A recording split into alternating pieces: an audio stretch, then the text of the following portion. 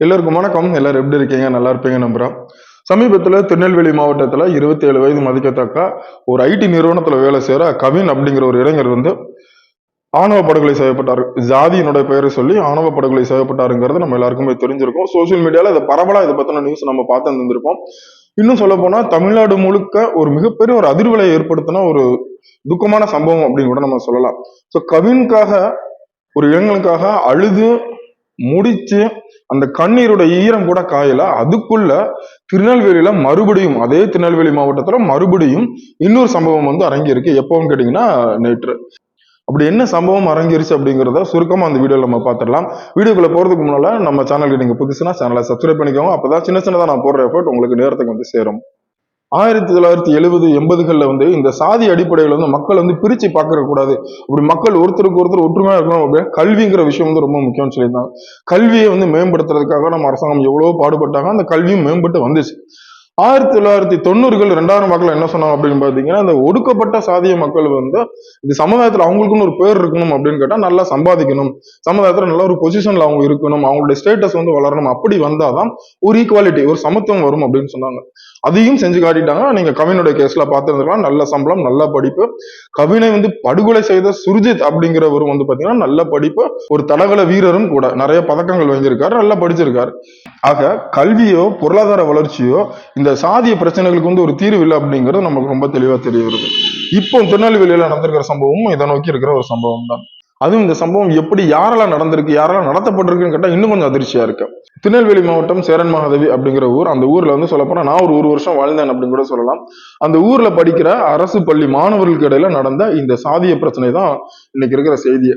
என்ன நடந்திருக்கு அப்படின்னு கேட்டீங்கன்னா, ஒரு 10வது வகுப்பு படிக்கிற பசங்க, அதாவது வெறும் 15 வயசு 16 வயசு மதிக்கத்தக்க பசங்க, ஒரு 17 வயசு மதிக்கத்தக்க +2 படிக்கிற ஒரு பையனை வந்து அருவாளால வெட்டியிருக்காங்க. ஒரு 5 பேர் சேர்ந்து, 5 சிறுவர்கள் சேர்ந்து ஒரு 17 வயசு மதிக்கத்தக்க ஒரு பையனை வந்து அருவாளால வெட்டியிருக்காங்க. என்ன அடிப்படை அப்படின்னு கேட்டீங்கன்னா, இதே சாதி அடிப்படை தான்.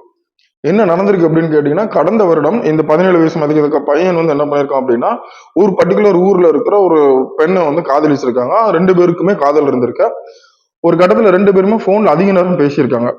சோ இது வந்து அந்த வீட்டுல இருக்கிற அந்த பெண்ணுடைய தம்பிக்கு தெரியுது. அதாவது அந்த 10வது வகுப்பு படிக்கிற அந்த பையனுக்கு தெரிய வருது. அவன் என்ன சொல்றான் அப்படின்னு கேட்டீங்கன்னா, அந்த பையனை என்ன சொல்றான்னு கேட்டீங்கன்னா, சாதி அடிப்படையில் நமக்கு செட் ஆகாது அப்படின்னு சொல்லி அந்த பையனை, அந்த பெண் காதலிச்சா, தன்னோட அக்கா காதலிச்சா, அந்த காதலனை தேடி போய் வார்னிங் கொடுத்துருக்காரு. இந்த மாதிரிலாம் நீங்க பண்ணா நாங்க வந்து பிரச்சனை பண்ணுவோம், எங்களுடைய சாதிக்கும் உங்களுக்கும் ஒத்து வராது அப்படிங்கிற மாதிரி வார்னிங் கொடுத்ததா சொல்லப்படுது. இதுக்கிடையில இந்த காதல் பிரச்சனை வந்து நின்றுச்சா அப்படின்னு கேட்டா நிக்கல. தொடர்ந்து வந்து இந்த பையன் என்ன பண்ணிருக்கான்னா, அந்த சிறுவனுடைய அக்கா கிட்ட வந்து போன்ல தொடர்பு கொண்டு பேசியிருக்காங்க. 2 பேரும் வெகு நேரம் பேசுறாங்க. இதை பார்த்து எரிச்சல் அடைஞ்ச அந்த 15 வயசு பையன் என்ன பண்றான் அப்படின்னு கேட்டீங்கன்னா, தன்னோட நண்பர்கள் கூட சேர்ந்து, அதாவது என்ன பேசி சேர்ந்திருக்காங்க அப்படின்னு கேட்டீங்கன்னா, நம்ம சாதியில இருக்கிற ஒரு பெண்ணை வந்து, அதாவது என்னோட அக்காவை வந்து இன்னொரு தாழ்த்தப்பட்ட சாதியில இருக்கிற ஒருத்தர் வந்து காதலிக்கிறான், போன்ல அதிக நேரம் வந்து பேசுறாங்க, இது வந்து எனக்கு பிடிக்கல, இது எப்படியா நம்ம தடுத்து நிறுத்தணும் அப்படிங்கிறாங்க. இதுக்கு பின்புலத்துல யாரு உங்களுக்கு சப்போர்ட் பண்ணா என்னன்னு தெரியல. ஒரு கட்டத்துல பள்ளிக்கூடம் போயிட்டு சாயங்காலம் வீட்டுக்கு போயிட்டு இருக்கிற பட்சத்துல இந்த 15 வயசு பையங்க இருக்காங்களே ஒரு 5 பேர், இவங்க எல்லாம் என்ன சேர்ந்திருக்காங்கன்னா, பையில கொண்டு வந்த அருவாளை எடுத்து இந்த 17 வயசு மதிக்கத்தக்க +2 படிக்கிற மாணவனை சரமாரியா வெட்டியிருக்காங்க. நேற்று அந்த சம்பவம் நடந்திருக்கு. சம்பவம் நடந்த இடத்துல வந்து பாத்தீங்கன்னா நிறைய பேர் வந்து அந்த பசங்களை பிடிச்சிட்டாங்க. பட் என்னன்னா, அந்த வெட்டுப்பட்ட பையனுக்கு வந்து பயங்கர காயங்கள். இப்போ வந்து திருநெல்வேலி அரசு மருத்துவமனையில வந்து சேர்த்திருக்காங்க. ட்ரீட்மெண்ட் போயிட்டு இருக்கு. எந்த அளவுல இருக்கு அப்படிங்கிறது இன்னும் தெரிய வரல. இந்த 5 பசங்களையும் என்னன்னா போலீஸ் வந்து அரெஸ்ட் பண்ணியிருக்காங்க. இதுக்கு பின்பலத்துல வந்து வாக்குமூலமும் வாங்கப்பட்டிருக்கு. இந்த பிரச்சனை வந்து இன்னும் அப்படியே இருக்கு. கூடிய சீக்கிரத்துல வெளியே வரலாம்.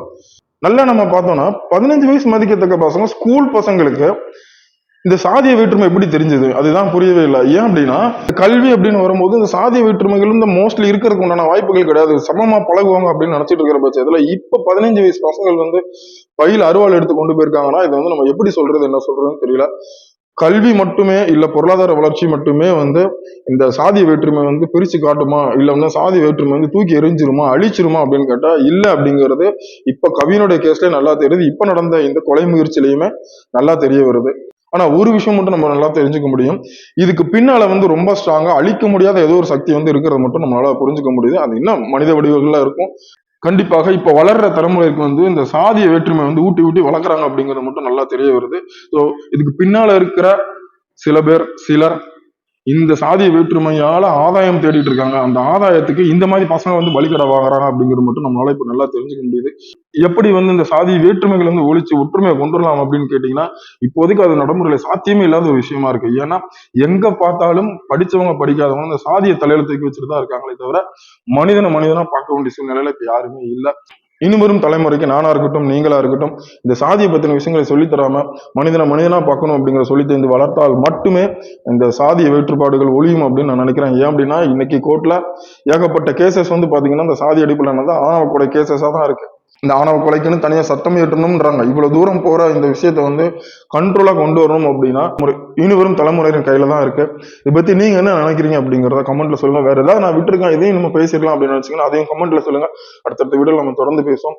மறுபடியும் இன்னொரு வீடியோல உங்களை சூப்பரா சந்திக்கிறேன். அதுவரை நன்றி, வணக்கம்.